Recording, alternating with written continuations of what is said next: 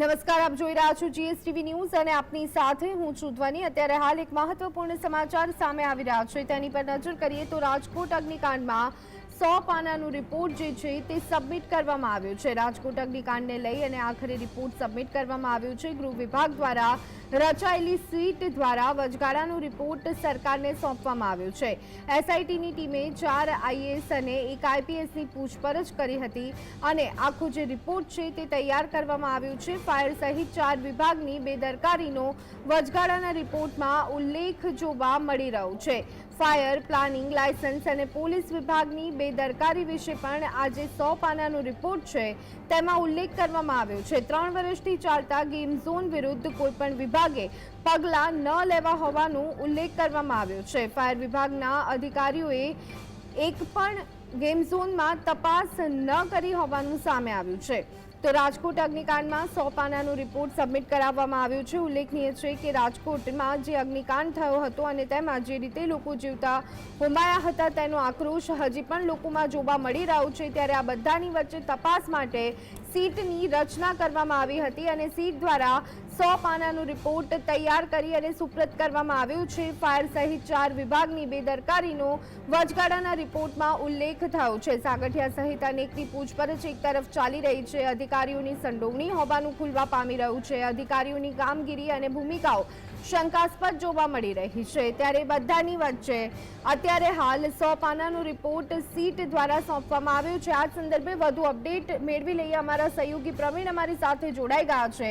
Pravin, seat દ્વારા 100 પાનાનો report Rajkot અગ્નિકાંડને લઈ અને સોંપવામાં આવ્યો છે। ફાયર વિભાગની બેદરકારી સહિત અનેક વિભાગોની બેદરકારીનો ઉલ્લેખ, શું વિગતો? જી, આ વચગાળાના રિપોર્ટમાં જ પ્રતીત થાય છે કે કયા વિભાગે કેટલી બેદરકારી દાખવી અને કદાચ કોને છાવરવાનો પ્રયાસ થઈ રહ્યો છે। રોડ એન્ડ બિલ્ડિંગથી લઈને ફાયર સેફ્ટીનું તમે સર્ટિફિકેટ આપી દો છો, પરંતુ વેરિફિકેશન કરવા અથવા ઇન્સ્પેક્શન કરવા કોણ કોણ જાય છે, આ તમામ પ્રક્રિયામાં ટાઉન પ્લાનિંગ હોય, town planning officer, road and building officer, હવે કોર્પોરેશનની જે વ્યવસ્થા છે, વ્યવસ્થામાં દરેક વિભાગ પાસે એક કામ છે અને એવી સેન્સિટિવ જગ્યાએ તમે જ્યારે પરમિશન આપો છો અને બાદમાં તમે જતા નથી તો પગાર શેનો લો છો? પછી જે ટાઉન પ્લાનિંગ ઓફિસર છે, ટીપીઓ, પૂર્વ ટીપીઓ, જેની 10 કરોડથી વધુની સંપત્તિ બહાર આવી, તેનો મતલબ એમ થયો કે દરેક આ વિભાગ છે, આ વિભાગ કેમ ઘટના સ્થળ ઉપર જઈને ઇન્સ્પેક્શન નથી કરતા પરમિશન આપ્યા બાદ? તો તેનો સીધો સાદો જવાબ છે કે કટકી। અને કટકી સાબિત તો એસીબીમાં થઈ ચૂકી છે। એ ચાહે ઠેબા હોય કે પછી પૂર્વ ટીપીઓ હોય, જેની 10 કરોડથી વધુની એટલે કે 410% વધુ સંપત્તિ નીકળી આવક કરતા। તો આ વચગાળાનો રિપોર્ટ છે, પણ આ વચગાળાના રિપોર્ટમાં એ પ્રતીત થઈ રહ્યું છે કે કેટલા કટકી કાંડ વચ્ચે ડૂબેલા છે અને અધિકારીઓ કેટલા ખાઈ બદેલ છે। અને અધિકારીઓ ખાઈ બદેલ છે તો શું ઉપર ખબર નથી? જે સ્થિતિ બની રહી છે અત્યાર સુધીમાં રાજકોટમાં, કેમ કે અમદાવાદમાં પણ હવે તમામ જગ્યાએ જે ફૂડ કોર્ટથી ગેમ ઝોનથી લઈને તમામ વસ્તુઓ સીલ છે। આ તો આંધ્રાપાડા જેવું થયું કે તમે 2-3 વર્ષથી, કેમ કે સૌથી મોટી વાત એ છે કે 3 વર્ષથી જે ગેમ ઝોન ચાલી રહ્યા હતા, એ ગેમ ઝોનમાં પ્રક્રિયામાં જે પણ વિભાગો આવે છે એ વિભાગે કોઈ પણ વિભાગે તસ્દી નથી લીધી। પોલીસના પણ અમુક વિભાગો છે, તો 4 કે 5 વિભાગ જો જવાબદાર હોય, 27 લોકો ભૂંજાઈ ગયા આ ઘટનામાં, અને આ ઘટના બાદ આપણે એમ કહીએ કે આનો જવાબદાર કોણ? તો જવાબદાર એ તમામ લોકો છે અને જવાબદાર સરકાર પણ છે કે તેમને આધીન કામ કરે છે। એ ચાહે ગૃહ વિભાગ હોય, કમિશનર ઓફ પોલીસ હોય રાજકોટના, કે પછી મ્યુનિસિપલ કમિશનર હોય, સ્ટેન્ડિંગ કમિટીના ચેરમેન હોય, આ તમામ જણા, કેમ કે રાજકોટની જનતા કે તમામ મહાનગરોની જનતા ટેક્સ ભરે છે અને ટેક્સના પૈસે આ સુવિધાઓ ઊભી થાય છે।